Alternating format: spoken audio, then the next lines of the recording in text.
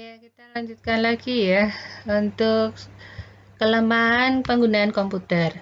Jadi setelah kita tahu kelebihan, pasti kelebihan itu ada kelemahannya juga. Apalagi komputer itu kan buatan manusia, ya. Kelemahannya yaitu dalam komputer kita ada pelanggaran kerahasiaan data. Kalau itu data yang sifatnya privasi kita gunakan di komputer, contohnya di pekerjaan gitu ya, atau Anda lah laptop Anda ngetik tapi laptop Anda gantian dengan adik Anda, orang tua Anda, kadang orang tua Anda kan mengerjakan tugas pekerjaannya juga.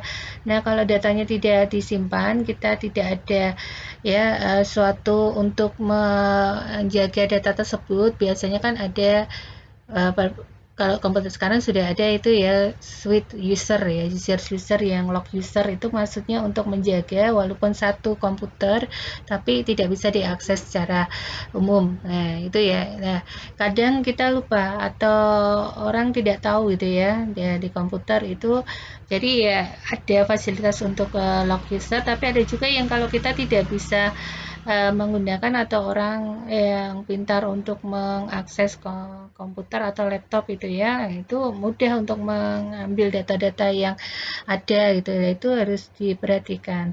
Tapi jangan khawatir ya, data-data yang biasanya sifatnya privasi atau dalam instansi yang sifatnya tidak diberlakukan secara umum atau tidak untuk publikasi itu tetap tersimpan. Nah, titik penyimpanannya atau komputernya ya kita gunakan sendiri, pekerjaannya ya kita buat sendiri gitu ya. Jadi nanti kalau dipakai komputer secara umum ya data-data secara umum saja ya. Tapi kalau untuk khusus data kita nih gitu ya, ya kita pakai data komputer sendiri gitu ya. Memang bukannya pelit, tapi kalau untuk pekerjaan karena itu sifatnya privasi tidak bisa diakses ya kita gunakan sendiri. Nah, itu memang suatu kelemahan di dalam komputer kalau komputernya digunakan bersama-sama gitu ya. Nah, ini kemudian ada juga dampak terhadap tenaga kerja. Nah, perkembangan ini tadi mudah saja lah sekarang ya, mungkin perbelanjaan atau sekarang kan kalau dulu kan ada eh, suatu ini saja di mana jalan tol itu ya dulu kan ada orang yang memberikan karcis gitu ya terus kemudian kita bayar kalau sekarang kan tidak gitu ya. Nah, itu juga bisa mengurangi tenaga kerja gitu ya. Dari satu sisi dalam kita menggunakan komputer itu memang perangkatnya mahal tapi mahal dalam awalnya ya atau investasinya mahal tapi dari sisi lain gitu ya nanti harga-harga yang mahal itu karena menggantikan dari sumber daya manusianya, mungkin dari jangka panjangnya gitu ya. Kalau kita menggunakan sumber daya manusia kan kita harus menggaji per bulannya. Tapi kalau komputer sekali waktu kita beli mahal, tapi untuk berikutnya kita kan tidak menggaji atau cuma hanya maintenance yang sedikit itu pun nanti kalau tidak terjadi error atau kerusakan gitu ya. Nah, itu memang satu sisi kita unggul atau menghemat istilahnya, sisi lain ya tadi karena mungkin di Indonesia itu tenaga kerjanya masih banyak ya yang membutuhkan pekerjaan. Jadi ya kita juga tadi mengorbankan untuk tenaga kerjanya tadi gitu ya. Kemudian risiko kesehatan. Nah,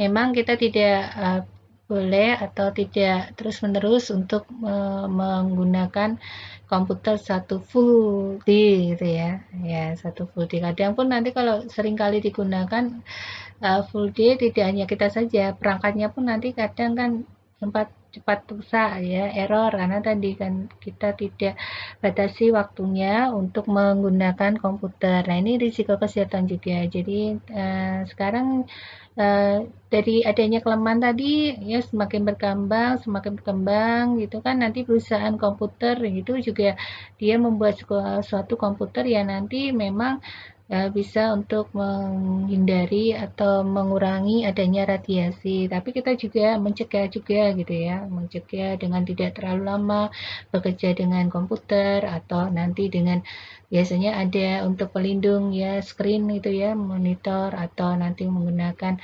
Ya tadi menghindari tidak terus-terusan gitu kan. Kalau handphone ya tadi tidak terus-terusan kita pakai gitu kan. Maksudnya kalau kuliah kan hanya berapa jam gitu kan, tidak full day. Nah, dampak lingkungan kali ini limbahnya. Kalau biasanya komputer kan hardware-nya ya, kalau tidak terpakai kan biasanya kita rongsokkan gitu kan. Nah, itu kan barang-barang ini zat yang pembuat komputer itu kan mengandung zat kimia atau limbah berbahaya juga bagi lingkungan kalau kita tidak kelola atau olah dengan baik. Nah, itu kan tidak dibuang di sampah, komputer kan jarang dibuang di sampah gitu kan. Nah, itu nanti kan dikumpulkan. Nah, yang mengumpulkan nanti kan akan disalurkan ke perusahaan yang akan mengolah limbah-limbah komputer ini. Gitu ya. Nah, kita lanjut ke software. Tadi hardware itu perangkat kerasnya ya yang membantu kita untuk mengarah-arahkan. Nah, kalau software itu dari yang perangkat keras yaitu nanti akan memasukkan dengan keyboard. Nah, keyboard itu nanti dibantu dengan adanya software ini, perangkat lunak nanti, ya program-program pada instruksi, kita itu mau apain sih, gitu ya. Itu nanti ada program-program kayak nulis, saya mau nulis nih, harus punya program atau ini software gitu ya, atau kita biasa sebut sebagai aplikasi itu ini gitu ya. Apa sih yang harus saya mau browsing ke internet itu harus punya aplikasi apa gitu ya yang mengarahkan kita gitu ya. Terus ada juga prosedur pengoperasian CDOS ya. Kalau Windows itu ada Windows gitu ya. Kalau biasanya laptop biasa, tapi kalau yang laptopnya Apple gitu ya, itu biasanya operasi sistemnya beda gitu ya dengan ada Macintosh atau apa ya dengan macam-macam. Ini beberapa komponen yang nanti program yang kita punyai. Nah, ternyata di software itu bisa kita kategorikan, klasifikasikan, yaitu perangkat lunak, sistem, ya, dan ada perangkat lunak aplikasi. Nah, perangkat lunak sistem itu tadi yang memprogram ya program kaitannya mengatur arsitektur algoritma ini bahasa betul-betul teknis komputer ya tapi Anda perlu tahu juga. Lalu di sini yang tadi yang memproses itu kita juga menggunakan bahasa pemrograman. Jadi ya kita ngetik A. Nah, A itu nanti kan ada bahasa pemrogramnya untuk menampilkan huruf A. Kemudian ada sistem operasi yang ini membangkitkan atau istilahnya memulai kita melakukan aktivitas itu harus ada sistem operasinya. Program-program aplikasi itu bisa kita masukkan kalau di komputer kita ada sistem operasinya ya. Yang pertama kali kita hidupkan terus menjalankan. Nah, kalau tidak ada yang menjalankan sistem operasinya ini kita masukkan softwarenya juga tidak bisa gitu ya. Jadi yang paling penting sebelum kita masukkan, maksudnya aplikasi-aplikasi untuk pekerjaan kita gitu tidak bisa kalau kita belum mempunyai sistem operasi ini. Utility itu fungsinya untuk misalnya untuk pemeriksaan perangkat keras gitu ya. Nah, biasanya kalau kita lihat di uh, utility itu ada ya masuk ke kontrol panel itu juga ada di situ ya.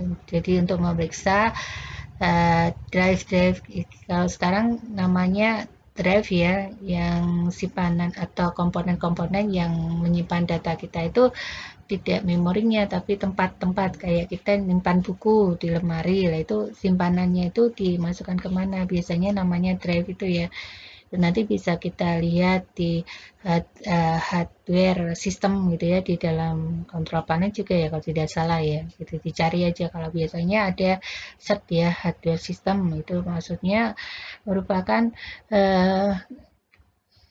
ini ya salah satu perangkat lunak dalam sistem kalau hardware-nya kan namanya tapi kita tahunya bahwa di hardware kita ada apa saja itu ada fasilitas yang namanya utility. Kemudian ada perangkat lunak aplikasi gitu ya. Nah, aplikasi ini applet yang kita aplikasikan, yang kita akan kerjakan gitu ya. Jadi kalau kita ingin mengetik kita pakainya apa ya kalau Windows basisnya Windows pakai Office.